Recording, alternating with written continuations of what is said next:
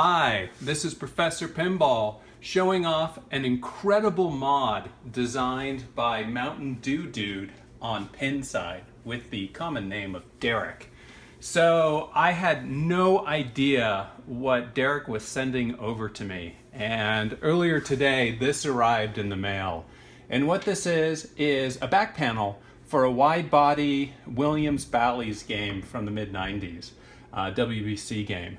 And instead of just having a black piece of wood, there is this nice mirror on it, which you can see me waving and doing other stuff. But what was unique is that there was a little plug coming off the end of it that I knew would be controlling and powering a set of addressable LEDs. And I had no idea what this was, but I went ahead and connected it up to a Pinduino. Here's one for a WPC system that just plugs straight into the power driver board. This is driven by an Arduino Nano. And as I got this thing fired up and I saw what Derek had created, I was completely blown away. So let me turn off the lights and show you what this thing does. Have that thing powered up, and it's an infinity mirror. So there is a strip of addressable LEDs that's running behind this semi-transparent mirror with, I guess, a good reflective backing on it, and it just creates this awesome effect that I remember from, I guess, beer signs back in the 70s and 80s. And so this thing is just so cool. I just made a couple of quick programs. This is going into an attract sequence. Maybe this is just running when the game is sitting around idle.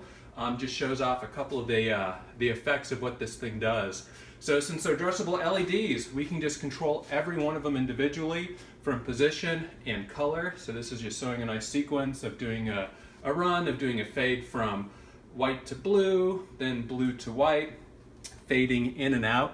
And since it's connected to an Arduino, I now have the opportunity to plug this in and use it to monitor activity that's happening on different pins inside the pinball machine.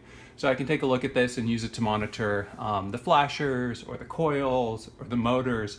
So I have a couple of simple effects programmed in, but after seeing this, there's a whole bunch of new other things that I want to be able to do with it. So it's just going to finish running through the rest of the background track sequence, and then if I can actually see the pins, there we go. So there's a nice lighting effect. So go ahead and activate one of the flashers, get that. This is just the standard background, which is a nice blue.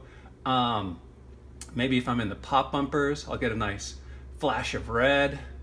Do something that's a little bit of a longer lighting effect, just to show off some of the things that it can do, and maybe some fast ones where you can get these nice bursts of color. So again, it's just such a neat design. Addressable LEDs in there, that infinity effect is just incredible. It's just super well crafted. I guess this is the second prototype that Mountain Dew Dude has created, and I just can't thank him enough for sending it over. This just opens my imagination in terms of additional things that I want to do in terms of code. As always, all the Pinduino code is open source. You can find it up on GitHub, and definitely contact Mountain Dew Dude on Pinside if you're interested in this. I don't know what his plans are for it, but I sure hope he makes them, because this is one of those things that I would love to put into many of my games. So thanks again, Derek. This was just outstanding, an incredible surprise, and I'm so happy to see what people can do as they just start to think creatively around all the neat technologies that we have.